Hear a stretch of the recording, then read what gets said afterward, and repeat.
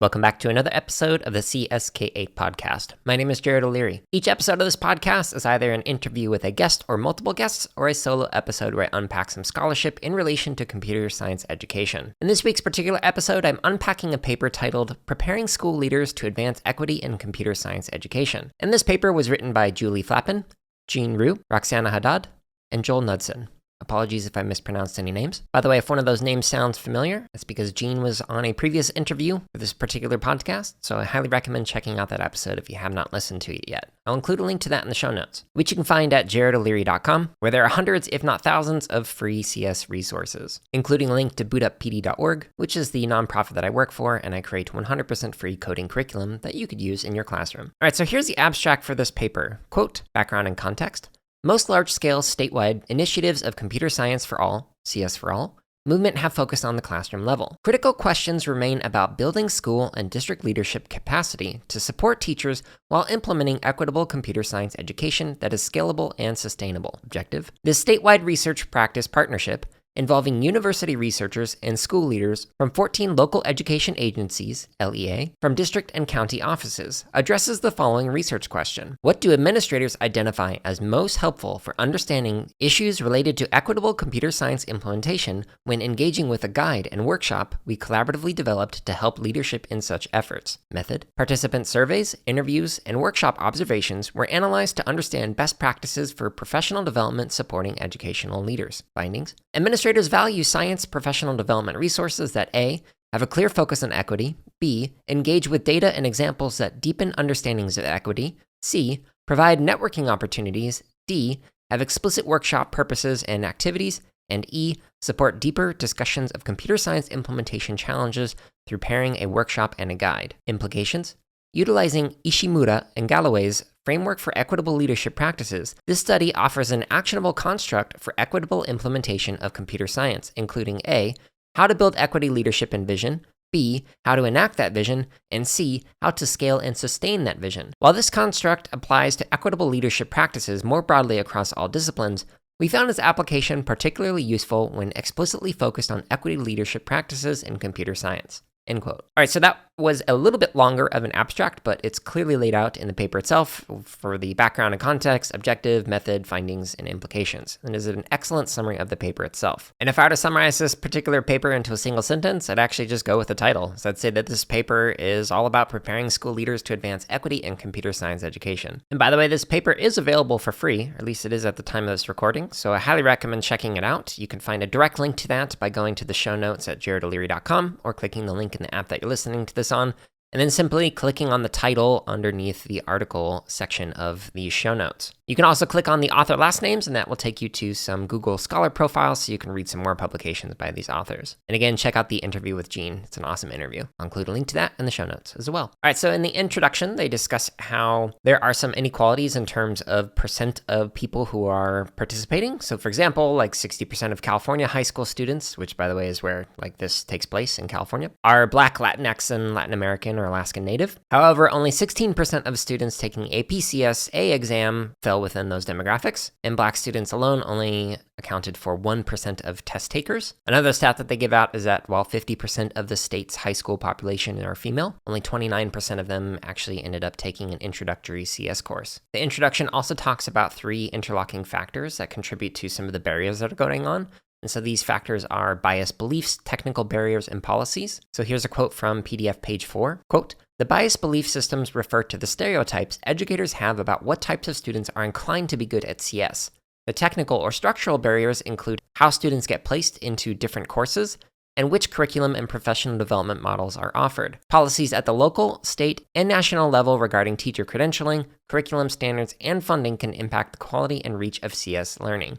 End quote. Now, the authors go on to say that administrators are in a position where they can have some kind of an impact on equity as it relates to CS education in terms of like the different kind of support they provide for teachers long term, as well as some different policies that they can implement or not. So again, the research question that they're exploring is they're trying to figure out like what do administrators think is helpful for trying to have more equitable CS practices in their schools that they work in. So the next section of this paper is on the literature review and theoretical framework. And the framework that they're using, again, is Ishimura and Galloway's framework on equitable leadership practices. And so here are some quotes of the different types of practices that they recommend in this particular framework. So this is from page 3. Quote, constructing and enacting an equity vision, supervising for equitable teaching and learning, developing organizational leadership for equity, fostering an equitable school culture, allocating resources, hiring and placing personnel, collaborating with families and communities, engaging in self-reflection and growth for equity, modeling, and influencing the socio-political context. So they do have like a sentence for each one of these that kind of unpacks what each of those are.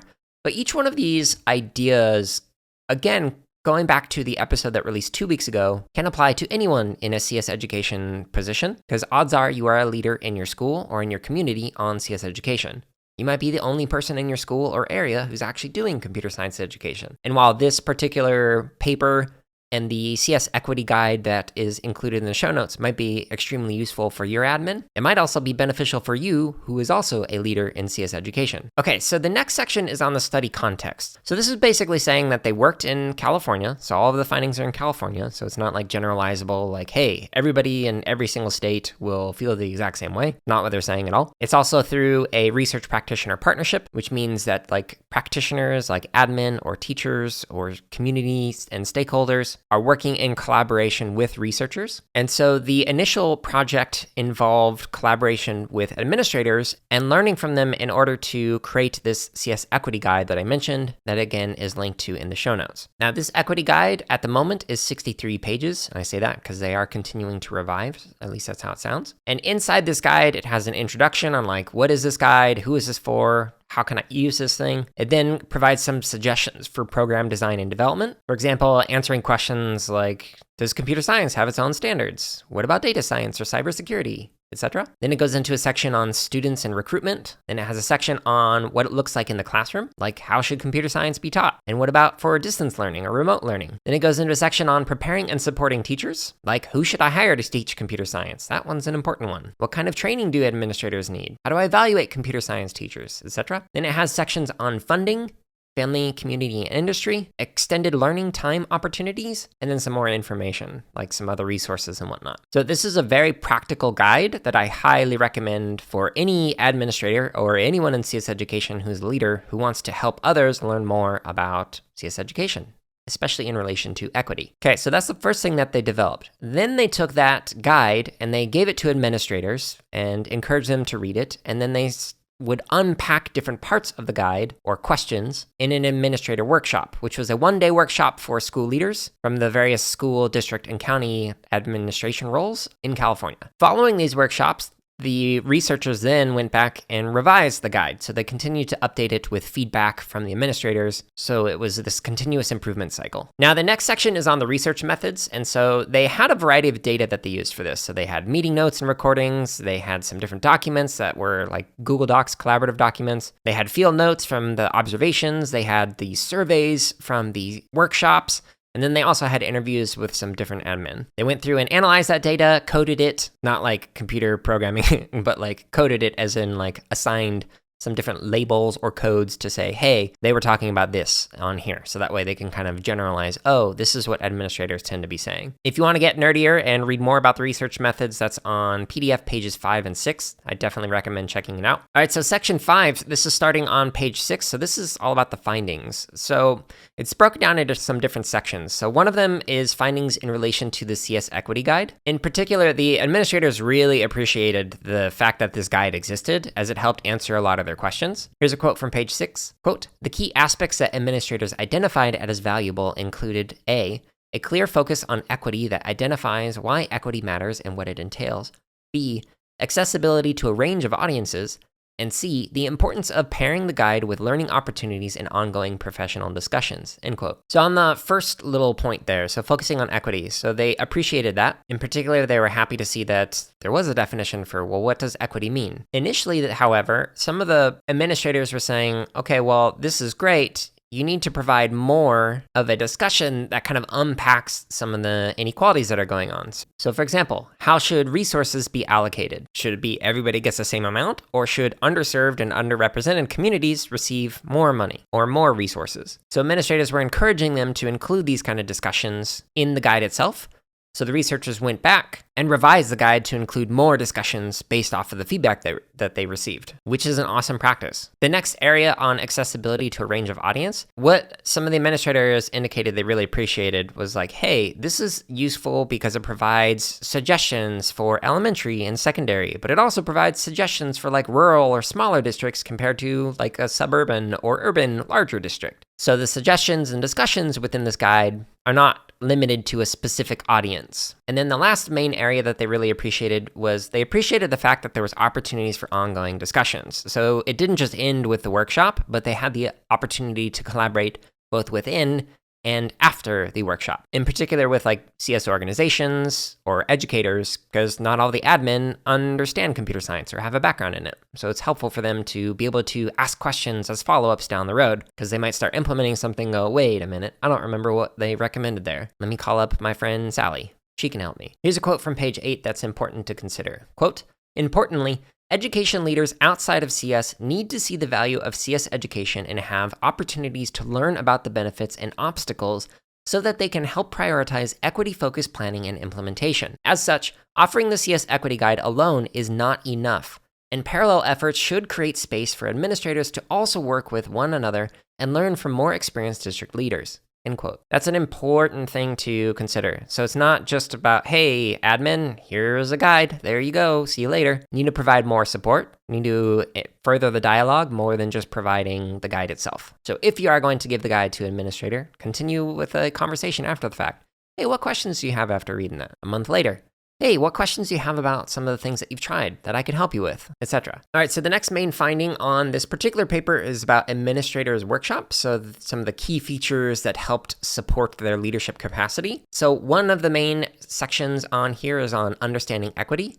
The next one is on using real data and real experiences. And then the last one is on networking. So all of the participants for this particular workshop felt like this increased their understanding of what equity means in the context of CS education. However, the administrators indicated that they still want more support. Here's a quote from page 9. Quote, "In the spring 2020 follow-up survey, 44% of respondents disagreed that they have the resources and support needed to pursue CS education efforts equitably in their organizations. One participant recommended that workshop conversations about equity should go deeper by providing more actionable steps about breaking down equity barriers beyond just identifying them." That's a really important point. So one of the things that popped into my brain when I was reading this is great. I love the fact that they're having these workshops, but a one-day workshop is not enough. You could get several degrees in just one aspect of this, like degrees on gender studies in relation to equity, or degrees on race studies in relation to equity.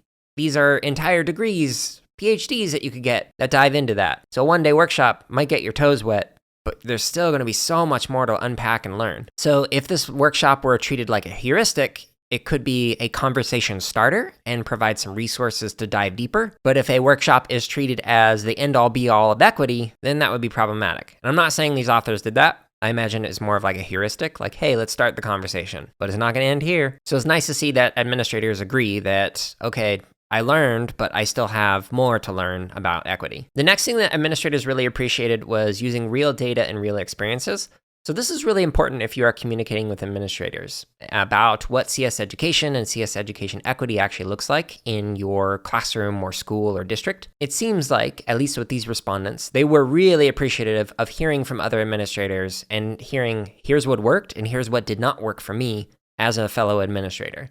So if there are ways that you can connect your admin to other admin, then that would likely be very beneficial for them. Speaking of, the last one on networking, the participants really appreciated having that ability to chat with other administrators, but also to chat with others who are in CS education organizations or positions. So for example, in my former district that I worked in, the superintendent would frequently have other administrators like principals or superintendents or classroom teachers come into my classroom to see what it looked like. So it was K-8 coding classes, and these other administrators were interested in starting to do CS or coding in their school. And so my superintendent was like, hey, come check out our classes. And this was a good way to engage in conversation for them to actually see, oh, what does this look like? Or, hey, our district has this unique need. What do you recommend for this? So that networking was extremely invaluable for them and actually getting started with CS education in their districts. All right, then on page 11 is the discussion. So in the discussion, there are some sections on building equity leadership and vision for computer science education. There's another section on putting equity vision into practice, and a section on scaling and sustaining leadership for equity in CS. Now, I'm not going to unpack those because I want to leave this as a teaser. At the moment, at least, this article is available for free. And again, I highly recommend you actually read through it. So I want to make sure that I leave enough of a teaser in this particular episode to encourage you to go and take a look at this and take a look at this CS Equity Guide, which is linked in the show notes. However, I like to end these Unpacking Scholarship episodes by talking about some of my lingering questions or thoughts. So one of the ones that I have is, how would the findings have differed if this study was done with administrators in other states? So for example, this was all in California, but how would this compare with Minnesota or administrators in Texas or Michigan or Florida, etc.? What about outside of the United States? What do administrators in Europe or Africa or Asia think? Or Antarctica, if anyone's there. While I really think that everybody should read this particular study and the CS Equity Guide, it was developed specifically for California administrators. So one of the things that we need to consider is, well, how would this differ if this were in a different location? So while the recommendations might be useful and might be applicable outside of California, we should also do studies that try and replicate this to better understand, well, what do administrators on other parts of the country or the world think about the Equity Guide? That way it can continue to be refined and improved. All right, so the last question that I have, I'm going to give a little preface for. So I hope by now, if you've listened to some of the podcasts or seen some of my presentations or publications, I hope that you understand that I definitely value and agree with equity work. Like, for example, see the most recent publication that came out on trans culture with a capital T. So it was written for educators on how to work with trans students.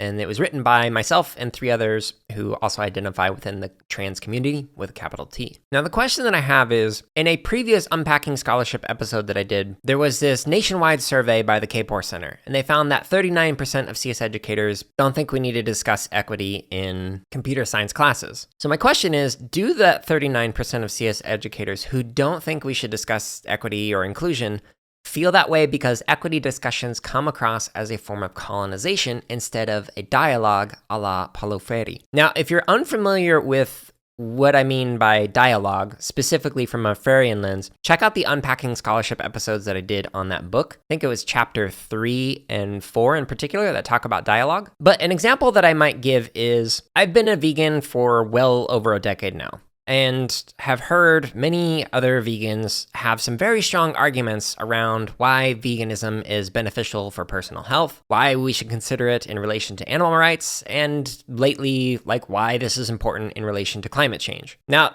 these well-intentioned vegans are often doing this to try and convince others about the benefits of it because they themselves have seen many benefits in maybe one of those 3 categories, or a different one I didn't mention. However, the way it comes across is it annoys people. And not only does it annoy some people, but it's literally an attack on others. So like, if you think of some of the vegans from a couple decades ago, like people at PETA, they would often literally throw blood on people. That is a physical attack on another individual. They don't know why they're having blood thrown all over them. They might have actually listened to and agreed with this person who is a vegan or from PETA or whatever, but because they physically assaulted them, they're likely not going to listen because the approach that they used was highly inappropriate and was very confrontational and did not initiate or continue some kind of a dialogue. It was literally just an attack. So some of my vegan friends who will look at another person and do the whole, oh, you're going to eat that? Did you know? And then go off on a rant about veganism. That, although not literally throwing blood on somebody, that still can come across as an attack on somebody because of how that conversation is initiated. If we want to get like more technical with it, it might come across as a form of colonization. It could be an axiological colonization, so colonizing the values. It could be ontological colonization, colonizing the ways of being. Now, let me tie this back into the point of this particular paper. So this paper is really focused on equity, and in particular, they're focused on equity in relation to race, gender, and socioeconomic status. At least those are the 3 primary things mentioned within here. Now, I want to be clear that my choice to be a vegan is very different than somebody's ethnicity, race, gender, socioeconomic status, etc. That's not a choice. However, what I'm trying to say is that there are, in my opinion, possibly some parallels with how the way we discuss equity and inclusion comes across as that annoying vegan trying to convince you why you should do things their way. So what I'm thinking out loud is, maybe it's not what we're striving for that's the problem, but it's how we are doing it. And I say this because I intentionally go and seek out discussions or media from people that I disagree with. So even though I'm an independent, I lean much heavily more towards liberal politics rather than conservative politics. So I intentionally seek out conservative viewpoints. And while I don't think that the vast majority of people in the United States disagree with the conversations around equity or inclusion, I think the way that it's presented can come across as colonization, whether it's through canceling or just Twitter bombing somebody or whatever. And to be explicit, yes, of course, there are racists in America, and there are transphobic, homophobic, etc., all types of phobias and isms going on in America. And they are highly problematic, and we need to stop that. But that being said, what perplexes me is why it's such a high percentage that 39% of CS educators don't think we need to discuss equity.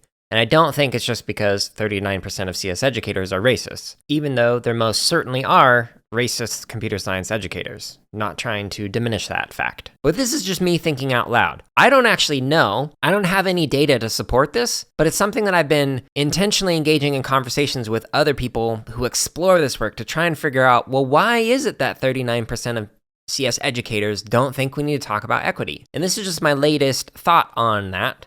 Maybe it's the way that we are discussing it. So how you engage with a conversation with administrators on the importance of equity might have a huge impact on whether they are going to listen to you or not. But that's just a guess. So as a more explicit example, I previously did that Unpacking Scholarship episode talking about the Kapor Center's Culturally Responsive Sustaining Framework. And what I don't know is if that first practice, the one that's gotten the most attention from people, the one that is phrased as, quote, the role of racism and white supremacy and its manifestation in computer science education is understood and acknowledged.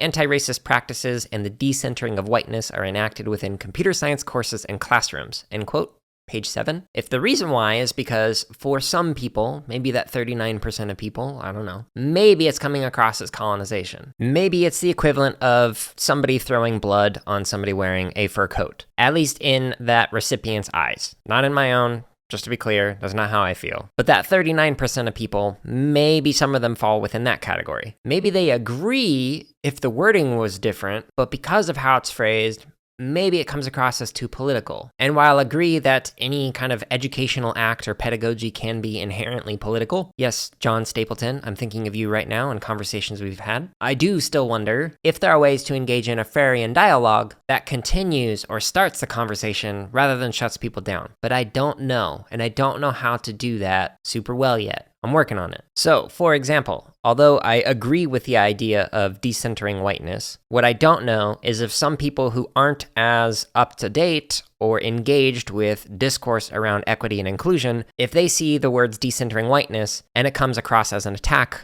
on their race. Having spoken to other CS educators, I do think for some of them, it does come across that way. For myself, as a white individual, it doesn't. I understand what the point is, and I agree with it. But if it was instead of phrased as decentering whiteness, if it was instead phrased differently, like about broadening participation or diverse representation, etc., maybe it would come across differently to people who are less engaged in this equity discourse. But again, these are just my own thoughts. I honestly don't know. I would love to see a follow-up study on that 39% to really dive deep into, well, why is it that you feel this way? Why don't you think we should discuss equity in CS education? Because it's important. But for them, maybe it's an attack. If you think I'm way off base on this, please let me know. There's a contact me button on my website. I would love to have you on the podcast to tell me why this is a simplistic view. And again, I'm intentionally leaving out a lot of things that I've already said on other podcasts, so check out the Pedagogy of the Oppressed episodes. Check out some of the interviews that I've done with some people who have spent a majority of their career exploring this, like Joyce McCall, Nikki Washington. Those are some great episodes that really dive deep specifically into some of the issues around race and equity. And if after you've listened to those, you still think I'm way off base, or you're like, hey, Jared, you're not considering A, B, or C, yeah, let me know. I want to talk about this. I'd be happy to record an episode in the future and say, hey, remember that episode that I did on this preparing school leaders? And at the end, I talked about some of my lingering thoughts. Well, I've changed my mind. I've learned something. And here it is, whatever that is. So as an example of that, I recorded this earlier in the week, had a great conversation with some colleagues, Karen and Zara, and that informed what I was thinking on this. And I was like, oh, I should really elaborate on that particular topic. Or that was an excellent point, and I want to make sure that I include that perspective in this particular episode. So you may have heard some changes in my voice because this is being recorded on a different day. Anyways, that was a little bit of a ramble. I hope it's also a start of a conversation, either with you and I, or with you and somebody else that you know. But I also hope that you take the time to read this particular publication and check out the CS Equity Guide. I'll include links to those in the show notes, which you can find at jaredoleary.com. Stay tuned next week for another episode, and until then, I hope you're all